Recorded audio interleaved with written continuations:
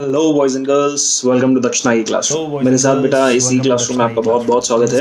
And again we are back with the last lecture of this chapter, the amazingly simple and easy chapter. उम्मीद के साथ बेटा मैं यहाँ पे इसलिए और इस हिसाब से बैठा हूँ कि आपको ये जो काम दिया था ना बेटा मैंने, ये आपको एकदम फर्स्ट क्लास तरीके से एकदम मजे से टंग टनाटन याद हो गया है। तो क्या है ये, मतलब मुद्दे की बात है कि क्या है और क्यों पढ़ना है, और मतलब क्यों पढ़ना तो बोलूँगा कि भैया पेपर में तो आएगा तो इसलिए तो भैया पढ़ना पड़ेगा। लेकिन let's try to make sense out of this complete area कि what exactly is this, why do you need to study it, is this important. तो I would say 100% yes yes yes yes, बहुत important है। तो बाबा ये important तो भैया बहुत है, तो क्यों पढ़ना है, क्या गेम है, पूरी की पूरी सिनेरियो क्या है, तो लेट्स गो फॉर इट। बच्चे आप लोगों ने लास्ट टाइम क्या किया, आपने नाइट्रोजन साइकिल का कंसेप्ट इंट्रोड्यूस किया है। ये साइकिल ढंग से लिखते हैं इसको, नाइट्रोजन साइकिल का concept, this concept was introduced to you, isn't it. तो बेटा इस साइकिल का कंसेप्ट इंट्रोड्यूस करने पर हमें रियलाइज हुआ कि नाइट्रोजन को ना साइक्लिकल मैनर में घुमाना है, गोल गोल गोल गोल घुमाना है कि नाइट्रोजन पूरा का पूरा चले। प्लांट्स एनिमल्स नाइट्रोजन को जरूरत है ना, नाइट्रोजन की हमें तो बिल्कुल है भाई। तो नाइट्रोजन की हमें जरूरत है तो हम नाइट्रोजन की जरूरतों को पूरा कर सकें। फिर एक और चीज रियलाइज होती है कि ये जो भैया हमारा नाइट्रोजन है ये N2 के फॉर्म में रहता है, N2 के फॉर्म में रहता है, और N2 तो बहुत स्टेबल फॉर्म है। तो इसलिए ना nitrogen as a chemical form naturally बहुत कम मात्रा में मिलता है इन दी सॉइल। तो अब मुझे हवा से, एटमॉस्फेयर से नाइट्रोजन लेना है।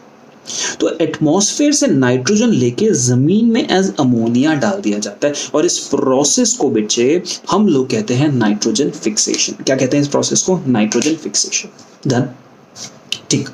तो अब आपको नाइट्रोजन फिक्सेशन करनी है, तो कैसे करोगे?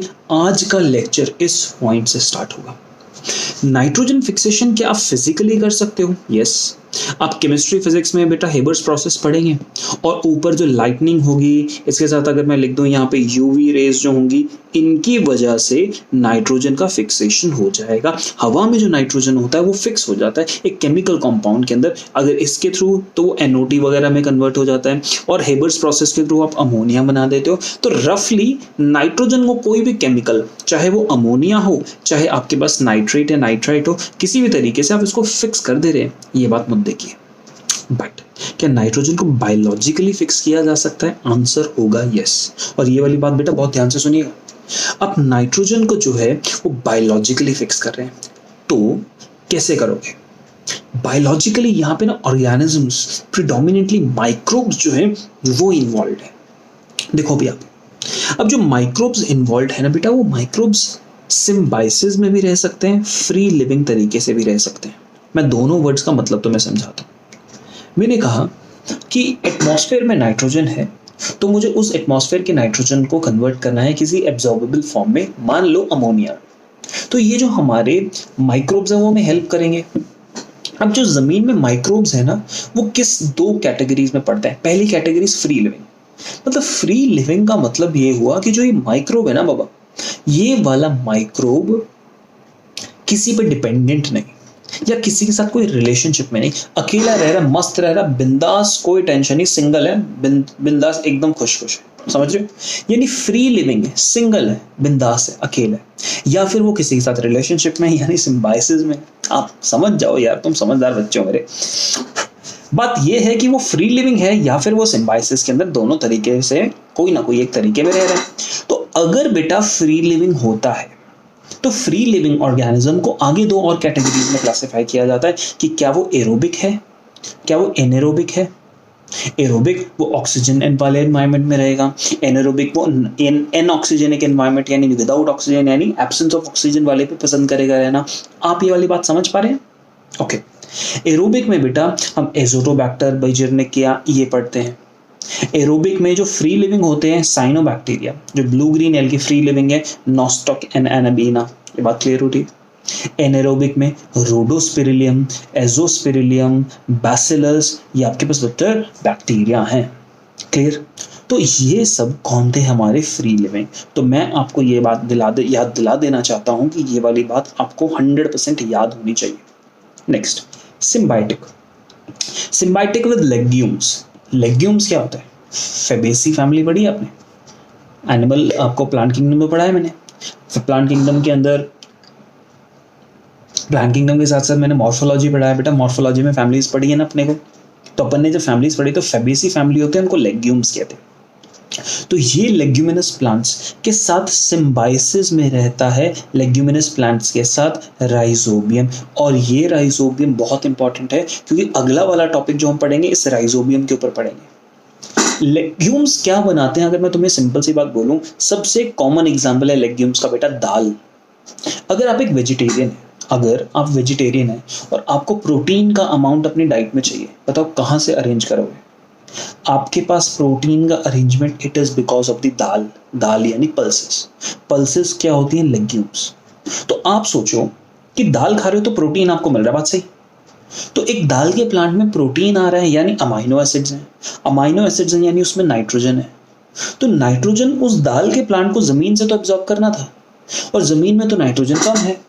तो ये दाल वाला जो प्लांट है वो जमीन में नाइट्रोजन कम है, तो वो अपनी नाइट्रोजन की रिक्वायरमेंट कैसे पूरी करता है? वो वाला प्लांट का जो रूट्स होता है ना, वो जमीन में मिलने वाला राइजोबियम बैक्टीरिया के साथ सिम्बाइसिस करता है। ये राइजोबियम बैक्टीरिया उस प्लांट के रूट्स के साथ मिलके एसोसिएट होकर रहता है और उस प्लांट के लिए क्या करता है? नाइट्रोजन का फिक्सेशन करता है। कौन? ये राइजोबियम। बोलो बात क्लियर हो रही? सिंपल है ना, कोई ज्यादा टेंशन या कंसेप्ट ऐसी घबराने वाली बात तो नहीं है, मस्त अपने को समझ तो आ रहा है। सिम्बाइसिस लेग्यूम्स के साथ राइजोबियम, ये अपने को कंसेप्ट हो गया। नॉन लेग्यूम्स के साथ एग्जांपल में देखें बेटा, अगर आप एलनस कैसुआरिना ये प्लांट्स देखें, इनके साथ फ्रैंकिया होता है, एक फर्न होता है एजोला, उसके साथ एनाबीना होता है। एनाबीन एजोला बेटा ध्यान रखना, एजोला एक फर्न है और इस फर्न के साथ अपने को क्या मिलेगा? एनाबीना। अब एजोला के साथ हमेशा एनाबीना मिलता है, ये गारंटी होती है। आप जब राइस देखते हो ना, राइस फील्ड्स, तो राइस जब आप चावल जब उगाते हो तो चावल को भी सप्लाई करना होता है अपने को नाइट्रोजन। जब अगर सप्लाई करना होता है तो एजोला एक फर्टिलाइजर, एजोला जो फर्न है उसको हम क्रश करके फर्टिलाइजर बनाते हैं, तो टेक्निकली उसमें एनाबीना भी आ जाता है जो हेल्प करता है आपके पास प्लांट, राइस के प्लांट्स को ग्रो करने में। नेक्स्ट नॉस्टॉक, एक एंथोसिरोस नाम का ब्रायोफाइटा होता है, उसके साथ एसोसिएटेड होता है। साइकस अपने पास क्या है? मैंने आपको पहले ही पढ़ा रखा है, एक साइकस एक जिम्नोस्पर्म है, उसके साथ एनाबीना नॉस्टॉक, उसकी कोरोलॉइड रूट्स के अंदर ऐसी कोरोलॉइड रूट्स भी पढ़ा रखी हैं, आपको सब आता है, आपको उनमें एसोसिएटेड रहता है। तो ये पोर्शंस बेटा हो गए, ठीक। तो आप किसी भी हालत से, किसी भी तरीके से नाइट्रोजन फिक्सेशन करना चाहते थे, फिजिकली कर दिया, बायोलॉजिकली कर दिया, सब बढ़िया तरीके से। तो अब नाइट्रोजन फिक्सेशन के बाद क्या हुआ? अल्टीमेटली प्लांट्स जो है ना बेटा, नाइट्रोजन फिक्सेशन के पास, उनके पास अवेलेबिलिटी आ गई नाइट्रोजन की। अगर प्लांट्स के पास डायरेक्ट अमोनिया आया होता तो प्लांट्स अमोनिया को डायरेक्ट तो नहीं इस्तेमाल करते, तो सॉइल के अंदर ही अमोनिया को नेक्स्ट स्टेप नाइट्रेट में कन्वर्ट किया जाता है। एंड इस पूरे प्रोसेस को, जिसको मैंने ऐसे डब्बे में डाला है बेटा, इस प्रोसेस को हम नाइट्रिफिकेशन कहते हैं। आप बैक्टीरिया का नाम देख सकते हो, NH3 से NO2 बनाना, बैक्टीरिया नाइट्रोकोकस नाइट्रोसोमोनास, आपके पास NO2 से NO3 बनाना, nitrobacter and nitrocystis. Are we getting this point? तो अब प्लांट्स ने क्या किया? इस प्लांट्स ने इस नाइट्रेट को, इसको इस्तेमाल कर लिया, ऑर्गेनिक कंपोनेंट बन गया। ऑर्गेनिक कंपोनेंट मतलब अब इसको जब प्लांट एब्जॉर्ब कर लेंगे तो प्लांट इस्तेमाल करेंगे, अपनी बॉडी का हिस्सा बनाएंगे, तो प्लांट के अंदर बॉडी का हिस्सा बन गया।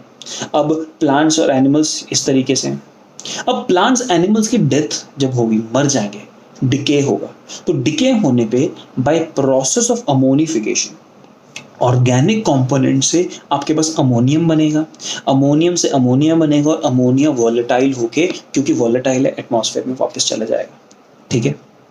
और क्योंकि ये नाइट्रेट बेटा, इन दोनों बैक्टीरिया ने, इन चारों बैक्टीरिया ने नाइट्रेट को जमीन में बनाया था, तो कुछ नाइट्रेट तो प्लांट्स इस्तेमाल कर जाते हैं, बचा हुआ नाइट्रेट ना कुछ बैक्टीरिया जैसे सूडोमोनास थियोबैसिलस है, वो इस्तेमाल करते हैं, डीनाइट्रिफिकेशन प्रोसेस में डालते हैं और वापस एटमॉस्फेयर के अंदर नाइट्रोजन की गैस को भेज देते हैं। बात आपको ये पूरे डायग्राम के साथ क्लियर हुई? एक सिंपल कंटेंट था बेटा, सिंपल कंसेप्ट था, जो रफली पिछले वाले लेक्चर में भी डिस्कस हुआ था, यहाँ पर भी डिस्कस हुआ, just in order to make it clear to you. I believe यहाँ तक की बात आपको फर्स्ट क्लास तरीके से हो गई है क्लियर। अगर बेटा ये बात क्लियर हो गई है तो अब हम आगे बढ़ेंगे nitrogen fixation by symbiosis by the help of rhizobium. हमारा नेक्स्ट टॉपिक क्या है कि हमें बायोलॉजिकल नाइट्रोजन फिक्सेशन देखना है कि राइजोबियम लेग्यूम्स के साथ मिलकर बायोलॉजिकल नाइट्रोजन फिक्सेशन करता है कैसे। आओ देखें। देखो, very few living organism can utilize biological nitrogen fixation। और छोड़ो राइजोबियम को तो जरा एक सेकंड के लिए गोली मारो। अब बायोलॉजिकल नाइट्रोजन फिक्सेशन में बेटा ये पूरा का पूरा कंटेंट जो मैंने यहाँ पे आपके लिए फ्लो चार्ट बना दिया ना, ये वाली बातें आपको एनसीईआरटी ने बेटा यहाँ और यहाँ तक इतने तक कर रखी है। इनफैक्ट थोड़ा सा और आगे तक कर रखी है। यहाँ पे नोड्यूल फॉर्मेशन से हमारी कहानी पूरी स्टार्ट होगी, बट हम इसको पूरा का पूरा पढ़ ही डालेंगे। देखो, very few living organisms can utilize the nitrogen in the form of N2 available abundantly in the air। okay, बहुत ही कम डायरेक्ट N2 को इस्तेमाल कर सकते हैं, बहुत ही कम। Only certain prokaryotic species are capable of fixing nitrogen। बहुत इंपॉर्टेंट वर्ड है, only, यानी यूकैरियोट्स नाइट्रोजन फिक्स नहीं कर सकते। Reduction of nitrogen to ammonia by living organism is called as biological nitrogen fixation। definition आ चुकी है। the enzyme, अब nitrogen fixation करना है तो एक केमिकल प्रोसेस है ना, एक बायोकेमिकल प्रोसेस है। तो बेटा अगर बायोकेमिकल प्रोसेस होगा तो जाहिर सी बात उस प्रोसेस में एक एंजाइम इस्तेमाल होगा। तो ये एक बायोलॉजिकल नाइट्रोजन फिक्सेशन प्रोसेस है, तो एंजाइम नाइट्रोजेनेज इस्तेमाल होता है। This nitrogenase which is capable of nitrogen reduction is present exclusively in the prokaryotes। Nitrogenase eukaryotes के अंदर नहीं मिलता, तो नाइट्रोजेनेज की मदद से आप इसको इसमें कन्वर्ट कर देते हो, नाइट्रोजेनेज की मदद से, exclusively in prokaryotes। The nitrogen fixing microbes could be free living और symbiotic। हम ये दोनों पॉइंट्स अपने नोट्स में कवर कर चुके हैं। एग्जाम्पल्स के तौर पे देखें तो फ्री लिविंग नाइट्रोजन का फिक्सिंग का एग्जाम्पल है एजोटोबैक्टर, बेजिरनिकिया, रोडोस्पेरिलियम। अब यहाँ पे एजोटोबैक्टर एंड बेजिरनिकिया, वाइल ये एरोबिक थे ये दोनों के दोनों, रोडोस्पेरिलियम भी फ्री लिविंग है लेकिन ये एनारोबिक है। बैसिलस फ्री लिविंग है। ये कंफ्यूजन जो होती है कि बैसिलस कहाँ आया, किसके अंदर कौन सी चीज कैसे आई, तो देखो रोडोस्पेरिलियम, एजोस्पेरिलियम, बैसिलस फ्री लिविंग है बट एनारोबिक। बेजिरनिकिया, एजोटोबैक्टर ये दोनों एरोबिक है। तो देखो ना, हम लोगों ने यहाँ पे देखो, जस्ट अभी देखो, आप यहाँ पे देखो azotobacter and beijerinckia aerobic and free living, ठीक है। रोडोस्पेरिलियम, एजोस्पेरिलियम एंड एजोस्पेरिलियम, रोडोस्पेरिलियम दोनों भाई भाई होते हैं, दोनों के पीछे स्पेरिलियम वर्ड लिखा है। एजोस्पेरिलियम, रोडोस्पेरिलियम, एजोटोबैक्टर से कंफ्यूज मत करना।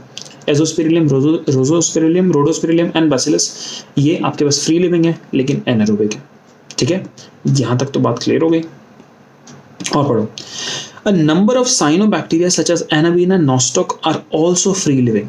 यानी फ्री लिविंग में अगर आप एरोबिक में फ्री लिविंग देख रहे हो तो कुछ साइनोबैक्टीरिया, नॉस्टॉक एंड एनाबीना भी मिलते हैं। पॉइंट क्या स्ट्रेस कर रहा हूँ बेटा मैं, आपका एनसीईआरटी यहाँ टोटल कवर अप हो रहा है, ज़्यादा टेंशन नहीं लेने का, ठीक है। सिम्बायोटिक फिक्सेशन पे अब फोकस करना। Several type of symbiotic biological fixing associations are known। Okay, the most prominent among them is the legume bacteria relationship। legumes क्या होते हैं समझा चुका। species of rod shape है, रॉड शेप है ध्यान रखना, बैसिलस शेप है, रॉड शेप में नहीं बैसिलस शेप। राइजोबियम की शेप पे क्वेश्चन आ सकता था। A species of bacillus यानी rod shape rhizobium has such relationship with the roots of several legumes. और लेग्यूम्स का एग्जांपल अल्फा अल्फा, sweet clover, sweet pea, lentils, garden pea, broad bean, clover beans etcetera. और जितना यहाँ पे अंडरलाइन दिख रहा है बेटा ये सब के सब लेग्यूम्स के एग्जांपल हैं। क्वेश्चन डायरेक्ट पूछ सकते हैं कि इनमें से which of the following is legumes, या इनमें से किसके साथ एसोसिएशन होता है अपने राइजोबियम का, ये क्वेश्चन आ सकता है। The most common association on roots is nodules। Roots के साथ अगर एसोसिएट करेंगे तो रूट्स के अंदर ना बेटा नोड्यूल्स बनाते हैं। नोड्यूल्स क्या होते हैं? अगर आप नॉर्मल रूट को देखते हो तो रूट की एक ब्रांच को देखो तो रूट की ब्रांच आपको कुछ इस तरीके से मिलेगी, ठीक है। बट अब नोड्यूल्स बन जाए ना तो रूट की ब्रांच इस तरीके से स्वेल हो जाती है। इसको हम अब इन चीजों को हम क्या टर्म करेंगे, नोड्यूल। आपको नोड्यूल क्लियर हो गया, दिमाग में लग गया ना, व्हाट इज नोड्यूल? यस, तो nodules are small outgrowth on this roots. Okay, the microfrankia also produces nitrogen fixing nodules on the roots of non-leguminous plants। Frankia non-leguminous plant जैसे एलनस के साथ करता है, बता चुका हूँ। यहाँ पे आप नॉन लेग्यूमिनस में फ्रैंकिया एल्नस के साथ करता है। एनसीईआरटी कैसे आ रही है नहीं बताती है, मैंने आपको लिख के दे दिया extra. The microbe Frankia also produces nitrogen-fixing nodules on the roots of non-leguminous plants. Okay, both Rhizobium and Frankia are free-living in soil, but as symbionts can fix atmospheric nitrogen. ठीक, done. अब prove ये वाली line आपको समझ आ गई ना बेटा? Normally rhizobium and Frankia free living है सॉइल में। ध्यान से मेरी बात सुनना, normally Frankia and rhizobium free living होते हैं, यानी अकेले जिंदा रह सकते हैं, बट अगर वो सिम्बायोटिक रिलेशनशिप में रहेंगे तो वो नाइट्रोजन फिक्स करेंगे। अगर सिम्बायोटिक रिलेशनशिप में होंगे तो नाइट्रोजन फिक्स करेंगे, अदरवाइज अगर वो अकेले रहते हैं तो बिंदास कोई बिना किसी टेंशन के रहते हैं। ये वाला कंसेप्ट है, ये लाइन इंपॉर्टेंट है, ट्रिकी है, इंपॉर्टेंट है। अप्रूट उखाड़ लो, अप्रूट मतलब उखाड़ लो any plant of a common pulse, कोई भी दाल का प्लांट उखाड़ लो जस्ट बिफोर फ्लावरिंग, फूल देने से पहले, यानी जब जिसमें उसमें फूल बनने हो जस्ट उससे पहले। You will see near spherical outgrowths on the root, आप रूट के अंदर ऐसे स्फेरिकल आउटग्रोथ्स ऑब्जर्व कर सकते हैं। These are called as nodules. If you cut through them, you will notice that the central portion is red or pink. आप इसको काटोगे ना, इस नोड्यूल को ऐसे काटोगे तो काटने के बाद सेंटर वाला पोर्शन इसका रेड आपको दिखाई देगा। क्यों रेड है? क्योंकि यहाँ पे आपके पास हीमोग्लोबिन या लेग हीमोग्लोबिन करके एक सब्सटेंस मिलता है। क्या है, क्यों है, सब समझाऊंगा। आप मुझे एक पॉइंट बताइए बेटा। पॉइंट ये है कि आपके पास नाइट्रोजन फिक्सेशन अगर बैक्टीरिया ने करनी है तो उसको कौन सा वाला एंजाइम चाहिए? नाइट्रोजिनेस। कौन सा एंजाइम? नाइट्रोजिनेस। इतना तो समझ आता है। तो अगर आपको फिक्सेशन करनी है ना बेटा तो नाइट्रोजिनेस एंजाइम चाहिए। तो अब नाइट्रोजिनेस एंजाइम की कुछ क्वालिटीज को जरा समझ लीजिए, सुन लीजिए, आपके लिए जरा इंपॉर्टेंट है। नाइट्रोजिनेस जो अपना एंजाइम है उसकी क्वालिटीज बेटा कुछ इंपॉर्टेंट है। क्वालिटीज क्या कहती हैं कि ये नाइट्रोजिनेस नाम की जो चीज है ये ना ऑक्सीजन के अंदर काम नहीं कर पाती। यानी अगर ऑक्सीजन अवेलेबल है तो ये नाइट्रोजिनेस ना अपना काम नहीं दिखा पाएगा। इतना बात क्लियर हुआ? तो अब अगर कभी आपके पास प्लांट की रूट्स के पास ऑक्सीजन आ गया तो नाइट्रोजिनेस काम कर पाएगा? नहीं। तो आप सोचो यार भाई, नॉर्मल केस में रूट्स के पास तो ऑक्सीजन होगा, तो मेरे को नाइट्रोजिनेस से काम कराना है तो रूट्स में से ऑक्सीजन हटाना पड़ेगा। ये कैसे चलेगा? तो इसके लिए आपको क्या लाना पड़ता है? आपको जो यहाँ पे इसने लाल लाल सी चीज बोली है ना जो आपको मिलेगी, लेग हीमोग्लोबिन, ये काम करती है। ये कैसे और क्यों काम करेगी सीखेंगे, बट आइडिया लग गया आपको। Leg haemoglobin, leguminous haemoglobin, leg का मतलब लेग्यूमिनस हीमोग्लोबिन। तो क्या है ये हीमोग्लोबिन? का ये हमारे ब्लड में जैसे हीमोग्लोबिन है उससे रिलेटेड है, सब कुछ समझेंगे। तो सबसे पहले मुझे मालूम है ये नाइट्रोजिनेज एंजाइम जो है वो मदद करता है फिक्सेशन में। तो रिएक्शन देखो, N2 हवा से लिया, उसके साथ 8H पॉजिटिव, 8 इलेक्ट्रॉन और कितने ATP टोटल बेटा? 16 ATP। 2 नाइट्रोजन के लिए 16 ATP इस्तेमाल किए। यानी आपके पास अगर नाइट्रोजन फिक्सेशन है तो क्या ये प्रोसेस एनर्जी मांगता है कि निकालता है? ऑप्शन पहला आंसर क्या होगा? एनर्जी कंज्यूमिंग प्रोसेस है। तो हमने क्या यहाँ पे देखा, आपके पास नाइट्रोजन था, इस नाइट्रोजन ने अमोनिया में कन्वर्ट हुआ with the help of nitrogenous complex, यानी नाइट्रोजिनेस एंजाइम का कॉम्प्लेक्स है उसकी मदद से। तो आपके पास 2NH3 बन गया और एक हाइड्रोजन भी एक्स्ट्रा रिलीज हुआ। ये पॉइंट्स पे जो मैं आपको स्ट्रेस करते जा रहा हूँ बेटा, उन पॉइंट्स पे फोकस करते रहना, उन पॉइंट्स पे क्वेश्चन आते, जिन पॉइंट्स को मैंने हाईलाइट किया। कितने ATP इस्तेमाल हुए, ओके, कितने आपके पास अमोनिया बने, कितने नाइट्रोजन यूज हुए और कितने H2 बने, सब पॉइंट्स पे क्वेश्चन है। ठीक, नेक्स्ट पॉइंट। अब ये प्रोसेस कर रहा है हमारा नाइट्रोजिनेस कॉम्प्लेक्स। ठीक, तो नाइट्रोजिनेस कॉम्प्लेक्स जो एंजाइम कॉम्प्लेक्स है वो किस किस चीज का बना हुआ है? ये बना है 2 एंजाइम्स का, dinitrogenase reductase and dinitrogenase. ये ना दोनों चीज अपने सिलेबस का पार्ट नहीं, तो इनको आप इग्नोर कर देंगे, सिर्फ लिखेंगे अपने रेफरेंस के लिए। पॉइंट इज नाइट्रोजिनेस कॉम्प्लेक्स हमारे पास इन दोनों एंजाइम ग्रुप्स का बना है। यानी ये नाइट्रोजिनेस कॉम्प्लेक्स एक मतलब 2 एंजाइम्स का बना हुआ एक कॉम्प्लेक्स। पहला एंजाइम डाई नाइट्रोजिनेस रिडक्टेज और दूसरा एंजाइम डाई नाइट्रोजिनेस। क्लियर हुआ? डाई नाइट्रोजिनेस रिडक्टेज जो है वो एक आयरन प्रोटीन है, यानी आयरन से बना हुआ है और डाई नाइट्रोजिनेज ये आयरन और मोलिब्डेनम से बना हुआ है। ठीक है, ये क्या आपको बात क्लियर हो रही है? समझ आया? अब एक और एक्स्ट्रा पॉइंट, ध्यान से वर्ड देखना, नाइट्रोजन फिक्सेशन जीन्स। बेटा नाइट्रोजन फिक्सेशन जीन्स को ना हम निफ जीन्स कहते हैं। अगर किसी प्लांट में या किसी बैक्टीरिया में नाइट्रोजन फिक्सेशन करना है तो वहां पे ऐसे फिक्सेशन करने के लिए निफ जीन्स होने चाहिए ना। बेसिकली नाइट्रोजनस कॉम्प्लेक्स तो हमें बैक्टीरिया में मिलेगा, किसी यूकेरियोट में तो नहीं मिलता है। तो नाइट्रोजन निफ जीन्स होते हैं, ये आपको बैक्टीरिया में मिलते हैं। निफ, यहाँ पे निफ एच लिखा है, यहाँ पे निफ के लिखा है। ये आपके सिलेबस का पार्ट हाईलाइट अगर मैं ऐसे कर दूं, आपके सिलेबस का पार्ट नहीं है। अब आपको ये बहुत ही दिखाई नहीं दे रहा होगा शायद, इसकी विजिबिलिटी बहुत कम है, जानबूझ के कम है क्योंकि मैंने इसको ऐसे टिक कर दिया है, इसीलिए ये हमारे सिलेबस का पार्ट नहीं है। अपने रेफरेंस के लिए मन हो तो लिख लेना, नहीं तो यू शुड इग्नोर इट। ठीक है, मैंने बात करी इस नाइट्रोजिनस कॉम्प्लेक्स की, तो थोड़ी देर पहले बताया था बेटा कि ये नाइट्रोजिनस जो कॉम्प्लेक्स होता है, ये बेसिकली नाइट्रोजिनस जो अपना एंजाइम है, ये ऑक्सीजन के लिए सेंसिटिव है, राइट। अगर बेटा ये ऑक्सीजन के लिए सेंसिटिव है तो आपको ऑक्सीजन हटाना है। कैसे हटाओगे, ये हमारा नेक्स्ट क्वेश्चन। ऑक्सीजन सेंसिटिव है तो मुझे क्या करना है, ऑक्सीजन को हटाना है। तो अगर आप नाइट्रोजन फिक्सेशन एक साइनोबैक्टीरिया, एक ब्लू ग्रीन एल्गी में करना चाहते हैं, तो आपको याद है कुछ, ब्लू ग्रीन एल्गी में हेटेरोसिस्ट में होती है। तो मैकेनिज्म, ऑक्सीजन सेंसिटिव है तो नाइट्रोजन फिक्सेशन करनी है तो हेटेरोसिस्ट की वॉल बड़ी थिक होती है। हेटेरोसिस्ट की वॉल बड़ी थिक है तो बाहर से ऑक्सीजन अंदर आएगा नहीं। और क्या ब्लू ग्रीन एल्गी बेटा फोटोसिंथेसिस करता है? तो आंसर होगा yes, blue green algae photosynthesis करता है। चलो, ब्लू ग्रीन एल्गी ने फोटोसिंथेसिस करी, मान लिया। अब एक और बात बताओ, फोटोसिंथेसिस में PS1 PS2 दोनों होता है? यस। PS2 फोटोसिस्टम 2 जो होता है उसके साथ वाटर स्प्लिटिंग कॉम्प्लेक्स होता है? यस। और जब वाटर स्प्लिट होता है तो क्या ऑक्सीजन निकलता है? यस। तो आप इमेजिन करो कि आप एक कमरे में बैठे हो जो हेटेरोसिस्ट है, बाहर से तो ऑक्सीजन आने नहीं देते, लेकिन अगर अंदर तुम्हारे उस कमरे में फोटो सिस्टम 2 हुआ, अगर उस कमरे में फोटो सिस्टम 2 हुआ तो अंदर तो ऑक्सीजन बनेगा ना बाबा, बनेगा कि नहीं बनेगा? बिल्कुल। तो अब ये बैक्टीरिया बड़ा स्मार्ट है। ये बैक्टीरिया कहता है कि मैं हेटेरोसिस्ट से भी फोटोसिंथेसिस कराऊंगा लेकिन ऑक्सीजन ना प्रोड्यूस हो, इसीलिए मैं सिर्फ फोटोसिस्टम 1 को रखूंगा, हैव ओनली फोटोसिस्टम 1। बाकी जो सेल्स होंगे ना उनके पास फोटोसिस्टम 1 एंड फोटोसिस्टम 2 दोनों होंगे, क्योंकि फोटोसिस्टम 2 के पास वाटर स्प्लिटिंग होती है तो ऑक्सीजन निकलता है। तो बाकी सेल्स के पास 1 2 दोनों होंगे, फोटोसिस्टम 1 2, बट आपके पास हेटेरोसिस्ट वाले के अंदर सिर्फ फोटोसिस्टम 1 होगा। बात पूरी क्लियर हो गई, समझ आ गया ना? नेक्स्ट, अब एक ब्लू ग्रीन एल्गे ने तो काम चला लिया।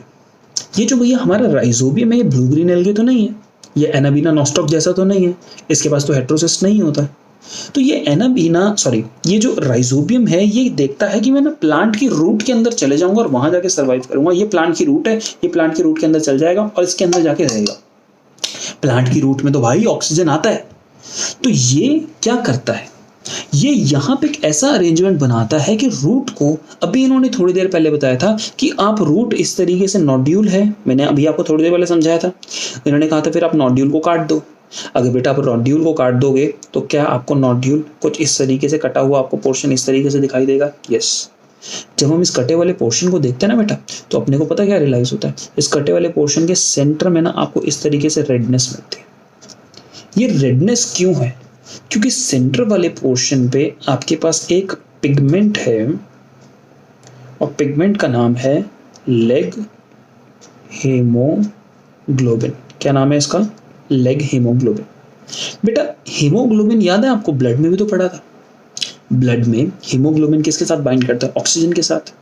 तो अब हम कहते हैं कि ये जो लेग हीमोग्लोबिन है, this binds to all oxygen within the nodule,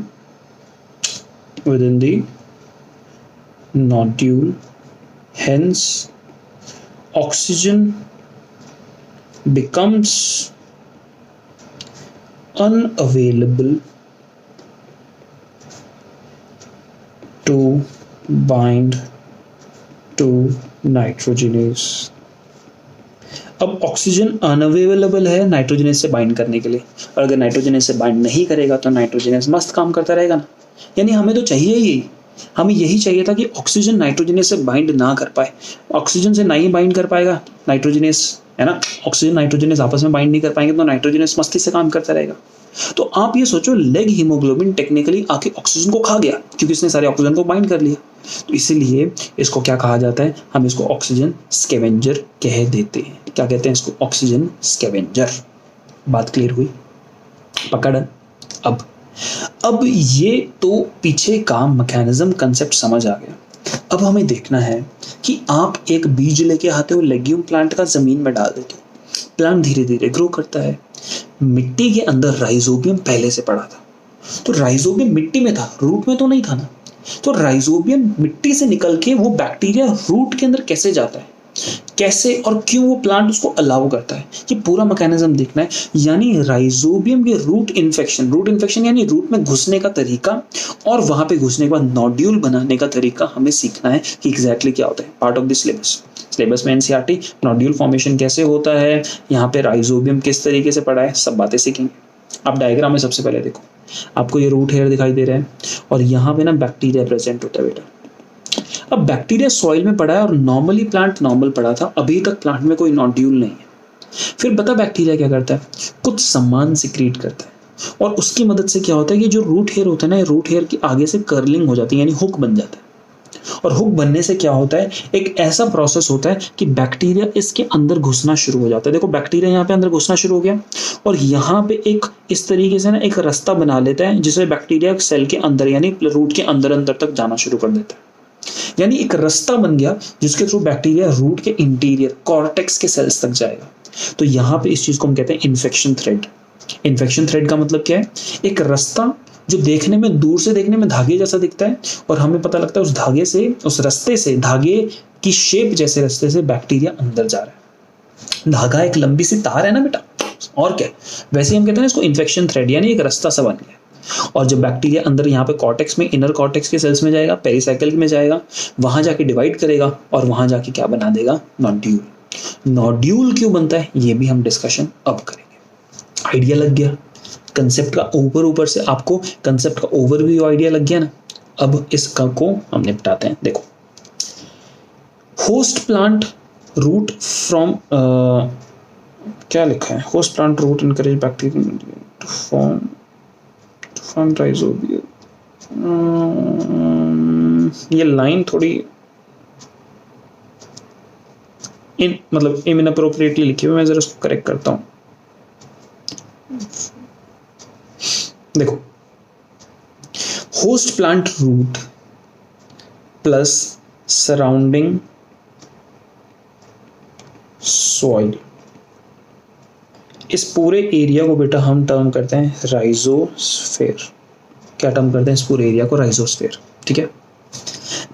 and root जो होती है होस्ट प्लांट की, वो अपने पास ऐसे केमिकल्स बनाती है जिससे बैक्टीरियल मल्टीप्लिकेशन फेवर होता है। देखो, राइजोस्फेयर मतलब रूट और आसपास की सॉइल, राइजोस्फेयर के अंदर क्या आपके पास बैक्टीरिया है, तो आंसर होगा यस।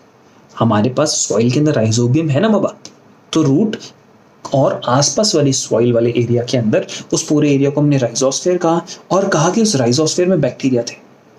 अब जब प्लांट उस एरिया में डेवलप होने लगता है ना, तो प्लांट क्या कहता है कि उसको, प्लांट को पता है कि कुछ टाइम में यार मुझे ये बैक्टीरिया चाहिए ताकि मैं नाइट्रोजन फिक्सेशन कर सकूं। तो प्लांट क्या करेगा, उस बैक्टीरिया की मल्टीप्लिकेशन ना राइजोस्फेयर में बढ़ाएगा, यानी number of bacteria within the rhizosphere बढ़ जाए।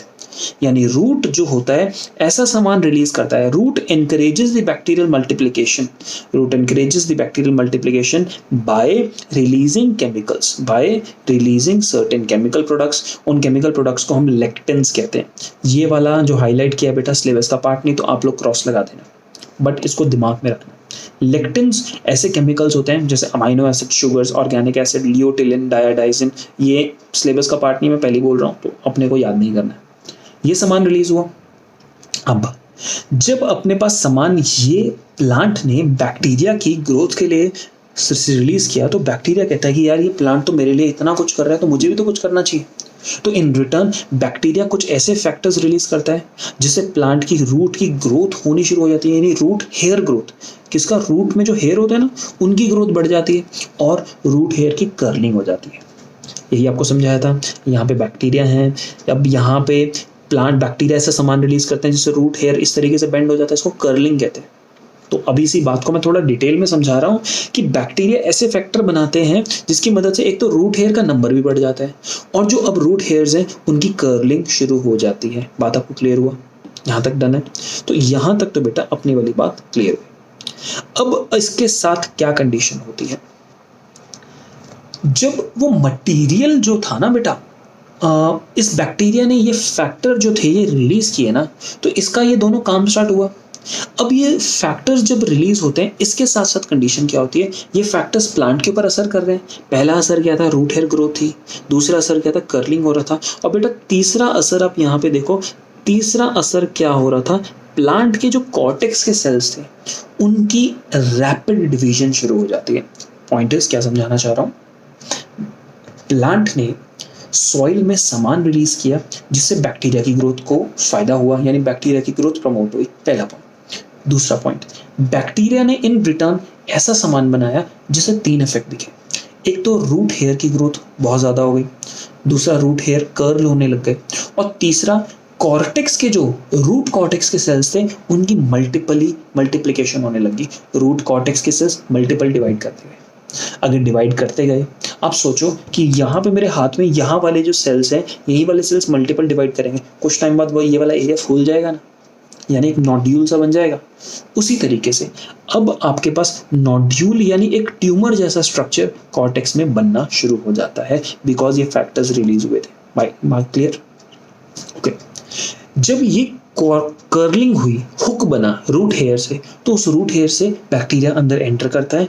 बैक्टीरिया इन्फेक्शन थ्रेड्स फॉर्मेशन, और रूट हेयर के अंदर इन्फेक्शन थ्रेड बनता है और वो रूट हेयर से कॉर्टेक्स की तरफ बढ़ना शुरू होता है। रूट हेयर में कर्लिंग हुई, इन्फेक्शन थ्रेड बैक्टीरिया इन्वेड किया, इन्फेक्शन थ्रेड बनाया और यहाँ से होते होते कहाँ तक पहुंच गया? कॉर्टेक्स में पहुंच गया। बात क्लियर? अब कॉर्टेक्स में नोड्यूल्स जो बन चुके होंगे, वहां पे जो सेल्स होंगे, उन सेल्स के अंदर चला जाएगा bacteria. The nodule cells in the cortex become bacteria infected यानी बैक्टीरिया उन नोड्यूल्स के सेल्स के अंदर चला जाएगा। बात यहाँ तक क्लियर? आप इमेजिन कर पा रहे हो? ये सब बातें बताने के बाद मैं एक बार जल्दी से रिपीट करूंगा, फिर भी समझते हो। अब bacteria differentiate into large nitrogen fixing cells and are called as bacteroids. अब तुम्हें बात पूरी समझाता हूँ, जरा अच्छे से इमेजिन करना, सब छोड़ो, मेरे को ध्यान से सुनो। ऐसा था कि आपके पास एक प्लांट का बीज लिया, आपने जमीन में डाला, प्लांट धीरे धीरे बड़ा हुआ, रूट उसकी डेवलप हुई, रूट में रूट हेयर भी थे। अब प्लांट जानता है कि मुझे फ्लावर करना है, फ्लावर के बाद फ्रूट बनाना है, तो टेक्निकली मुझे आपके पास प्रोटीन चाहिए, प्रोटीन यानी अमाइनो एसिड चाहिए, अमाइनो एसिड यानी नाइट्रोजन चाहिए। जमीन में नाइट्रोजन की कमी है तो प्लांट क्या करता है? वो जानता है कि मेरे आसपास की रूट में राइजोबियम है, तो ऐसा सामान बनाता है जिससे राइजोबियम की growth with in the soil बढ़ जाती है, यानी सॉइल में राइजोबियम का अमाउंट बढ़ता है। जब राइजोबियम का अमाउंट सॉइल में बढ़ता है तो राइजोबियम इन टर्न ऐसा सामान बनाता है जिसकी मदद से प्लांट में रूट हेयर का अमाउंट बढ़ता है, प्लांट का रूट हेयर टेढ़ा इस तरीके से कर्लिंग होनी शुरू हो जाती है, हुक फॉर्मेशन होने लगती है, और प्लांट में कॉर्टेक्स के सेल्स रैपिडली डिवाइड करके एक ट्यूमर, एक गुच्छा, एक नोड्यूल जैसा स्ट्रक्चर बनाना शुरू करते हैं। यानी अब बैक्टीरिया अभी तक एंटर नहीं किया है लेकिन नोड्यूल बनना शुरू हो चुका है। अब जब कर्लिंग होती है तो बैक्टीरिया इस रूट हेयर के अंदर एंटर करते हैं, यहाँ से घूमते घूमते उस नोड्यूल तक पहुंचते हैं। नोड्यूल के सेल्स के अंदर अब बैक्टीरिया घुस जाता है, और नोड्यूल्स के सेल्स में जब बैक्टीरिया घुसता है तो बैक्टीरिया अपनी शेप चेंज कर लेता है, थोड़ा लार्ज और बड़ा हो जाता है। तो जब नोड्यूल के सेल में बैक्टीरिया घुस गया तो बैक्टीरिया ने अपनी शेप चेंज करी, ऐसी अलग डिफरेंट शेप के बैक्टीरिया को अब नाम दिया जाता है बैक्टीरॉइड्स। क्या नाम दिया जाता है? बैक्टीरॉइड्स। बोलो, बात क्लियर हुई? यहाँ तक डन? अब जब वहां पर चला जाएगा बैक्टीरिया तो वहां जाके अब ये वाला रिएक्शन करेगा। क्या करेगा? ये वाला रिएक्शन। बात मुद्दे की ये है कि बेटा जब बैक्टीरिया नोड्यूल के अंदर पहुंचेगा, नोड्यूल के सेल्स में पहुंचेगा, तो वहां पे लेग हीमोग्लोबिन बनवाएगा।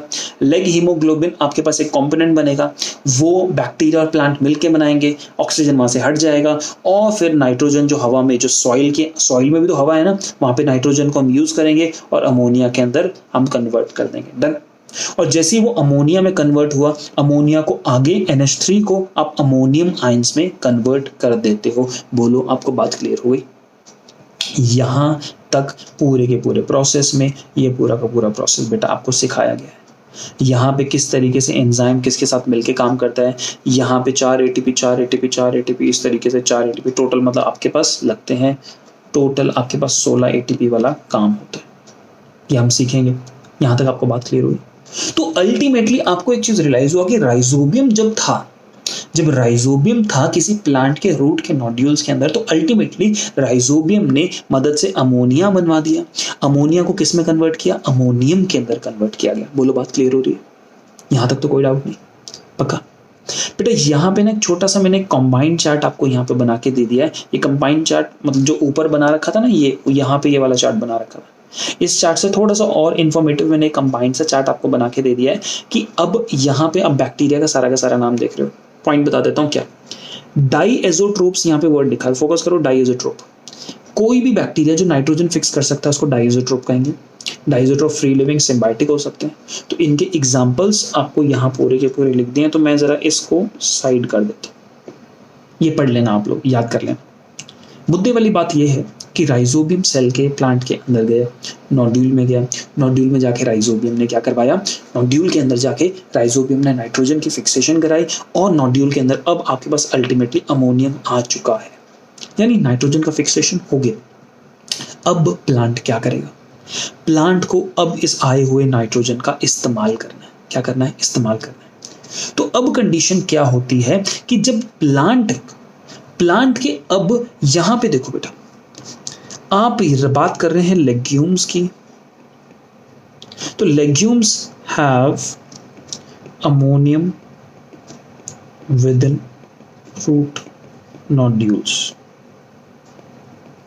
ठीक है, अब इसके बराबर यहां पे हम नॉर्मल प्लांट्स देखो जो नॉन लेग्यूमेंट प्लांट्स हैं। नॉर्मल प्लांट्स को भी तो देखो, लेग्यूम्स को बहुत ज्यादा नाइट्रोजन चाहिए तो इसलिए उन्होंने डायरेक्ट सिम्बायोटिक एसोसिएशन किया, बट नॉर्मल प्लांट्स को भी तो नाइट्रोजन चाहिए। वो क्या करते हैं? From soil absorb NO3 negative. क्या एब्जॉर्ब कर लेते हैं? NO3 negative. अब आप यहां पे जरा देखो, NO3 नेगेटिव अगर एब्जॉर्ब कर लिया यानी प्लांट के अंदर चला गया। अगर लेग्यूम्स में NH4 बन गया तो प्लांट के अंदर नाइट्रोजन चला गया। तो इस नाइट्रोजन को अब अलग अलग तरीकों से प्लांट क्या करते हैं? यूज करते हैं। इस नाइट्रोजन को प्लांट यूज करते हैं बाय वेरियस मैकेनिज्म। आपको बात क्लियर हुई? प्लांट इस नाइट्रोजन को अलग अलग मैकेनिज्म से यूज करते हैं। देखो एनसीईआरटी कहता है, यहां पे एनसीईआरटी कहता है कि अब आपके पास ये अमोनिया आ चुका है या फिर आपके पास जो ये नाइट्रेट जो सॉइल से अब्जॉर्ब हो चुका है, ये हमारे पास प्लांट के पास आ गया है, या तो अमोनिया आ गया है या नाइट्रेट आ गया है, तो हमें इसको इस्तेमाल करना है। तो कैसे इस्तेमाल होगा? अब इस बात पे ये पूरा का पूरा प्रोसेस लिखा है, बड़े फोकस करके देखिएगा बेटा। नाइट्रेट जो था उसको रूट्स ने एब्जॉर्ब कर लिया फैसिलिटेटेड एब्जॉर्प्शन से। उस नाइट्रेट को डायरेक्टली यूज किया जा सकता है रूट्स के अंदर ही, या फिर आप नाइट्रेट्स को रूट्स में से कन्वर्ट करते हो नाइट्राइट में, उसको ट्रांसपोर्ट करते हो लीव्स में, और लीफ में कन्वर्ट होता है वो नाइट्रेट, जो ये नाइट्राइट होता है ना, ये नाइट्रेट कन्वर्ट होता है अमोनियम में। इस बात को बड़ा फोकस कीजिएगा बेटा। हम नॉर्मल प्लांट्स की बात कर रहे हैं, नॉर्मल प्लांट्स की। नॉर्मल प्लांट्स ने सॉइल में से क्या एब्जॉर्ब किया था? NO3 negative. देखो NO3 नेगेटिव सॉइल से नॉर्मली रूट्स ने एब्जॉर्ब किया। कुछ प्लांट्स NO3 को डायरेक्टली यूज कर सकते हैं, ओके, हमें कोई प्रॉब्लम नहीं है। कुछ प्लांट्स इसको डायरेक्टली यूज नहीं कर सकते, तो फिर वो उसको रूट्स में ही NO2 नेगेटिव में कन्वर्ट करते हैं। NO2 नेगेटिव में फिर कन्वर्ट करने के बाद उसको ट्रांसपोर्ट करते हैं जाइलम के थ्रू। जाइलम के थ्रू उसका ट्रांसपोर्ट करेंगे कहाँ तक? लीव्स तक। लीफ में जाएगा तो NO2 negative NH4 positive ammonium में कन्वर्ट होगा। क्लियर? ये जो अमोनियम बनेगा ना बेटा, अब इस अमोनियम का इस्तेमाल होगा अमाइनो एसिड्स के सिंथेसिस के लिए। किसमें सिंथेसिस? किस चीज में इस्तेमाल होगा? अमाइनो एसिड्स का सिंथेसिस। ये जो अमोनियम आया है, इस अमोनियम को इस्तेमाल करेंगे अमाइनो एसिड के सिंथेसिस में। कैसे? अमाइनो एसिड के सिंथेसिस करने के लिए आप दो प्रोसेस चलाते हो, reductive amination and transamination. क्या मेरी बात आपको क्लियर हो रही है? जो समझा रहा हूं बेटा उसको नोट से तसल्ली से समझ लेना, क्योंकि एनसीईआरटी में जितना मर्जी जोर लगा लो, ये पूरा पोर्शन सही लिखा है, क्रॉस लगाने का मतलब है समझ नहीं आएगा। तो जब तक तुम मेरा पढ़ाया हुआ नोट्स वाला नहीं समझते तब तक तुम्हें एनसीईआरटी नहीं समझ आने वाली। तो एकदम खुले दिमाग से देखो, आपने सॉइल से ये किया एब्जॉर्ब, अल्टीमेटली लीव्स तक आपने अमोनियम भेज दिया। अमोनियम भेजने के बाद इस अमोनियम को हम अमाइनो एसिड्स का अमोनियम का इस्तेमाल करेंगे ताकि अमाइनो एसिड्स बना सके। तो अमाइनो एसिड बनाने का तरीका क्या है? पहला तरीका है रिडक्टिव एमिनेशन, दूसरा तरीका है ट्रांस एमिनेशन। ठीक है, क्लियर हो गया? देखो, हम अमोनियम का इस्तेमाल कर रहे हैं ना बेटा, देखो यहाँ पे किसका इस्तेमाल कर रहे हैं? अमोनियम का। तो कैसे करते हैं? देखो, हम लीफ में जानते हैं क्रेब्स साइकिल चल रही है, रेस्पिरेशन तो हो रहा होगा, क्रेब्स साइकिल तो चल रही होगी। क्रेब्स साइकिल में याद है आपको अल्फा कीटो ग्लूटारिक एसिड बनता है ना बेटा। हम इस अल्फा कीटो ग्लूटारिक एसिड को क्रेब्स साइकिल से निकालते हैं और अमोनियम के साथ एसोसिएट कर देते हैं। अमोनियम जो हमने एब्जॉर्ब करके लाया ना, ट्रांसपोर्ट करके लाया, उसके साथ इनको ज्वाइन करते हैं। नापड़ू का इस्तेमाल करते हैं, NADPH का इस्तेमाल करते हैं और कन्वर्ट कर देते हैं ग्लूटामिक एसिड। ये ग्लूटामिक एसिड अपने पास एक अमाइनो एसिड है। ठीक है, अब हम इस ग्लूटामिक एसिड को यूज करके बाकी दूसरे अमाइनो एसिड भी बना सकते हैं। यानी it is used to develop new amino acid. यानी सबसे पहले आपने glutamic acid, keto glutaric acid को यूज करके ग्लूटामिक एसिड बना दिए। अब इस ग्लूटामिक एसिड को यूज करके बाकी नए अमाइनो एसिड बना सकते हो। इसको कहेंगे ट्रांस एमिनेशन। एग्जाम्पल, आप ग्लूटामिक एसिड को लेते हो, उसको ऑक्सैलो एसिटिक एसिड के साथ जोड़ते हो, आपका देखो नया अमाइनो एसिड बन गया एस्पेरेटिक एसिड। समझ आ रहा है? मुद्दे की बात आप देख पा रहे हो? आपने अमोनियम को लेके अल्फा कीटो ग्लूटारिक एसिड से ग्लूटामिक एसिड बनाया। ये प्रोसेस था रिडक्टिव एमिनेशन। आप अमोनिया को ज्वाइन कर रहे हो, फिर आप देखते हो कि एक अकेले अमाइनो एसिड से तो काम नहीं चलेगा भैया, मुझे प्रोटीन बनाना है, यानी बहुत सारे अलग अलग टाइप के अमाइनो एसिड चाहिए। तो मैं इस ग्लूटामिक एसिड को अलग अलग टाइप के अमाइनो एसिड्स में कन्वर्ट करता हूँ ट्रांस एमिनेशन के प्रोसेस से। एग्जाम्पल एक दे दिया गया है कि ऑक्सैलोएसिटिक एसिड को आपने ग्लूटामिक एसिड से यूज किया, रिएक्ट करवाया और बना दिया एस्पेरेटिक एसिड। यहाँ पे देखो, रिडक्टिव एमिनेशन में alpha keto glutaric acid ammonia को यूज करके ग्लूटामेट यानी ग्लूटामिक एसिड बनाया, और ट्रांस एमिनेशन से आपने अमाइनो डोनर, अमाइनो एक्सेप्टर, कुछ नहीं नाम लिखा, अमाइनो डोनर ग्लूटामिक एसिड ये वाला, amino acceptor oxaloacetic acid. Idea आपके लिए स्पेशल रिएक्शन लिखा है, रिएक्शन मत याद करना, कोई फर्क नहीं पड़ता, लेकिन पॉइंट समझ आना चाहिए।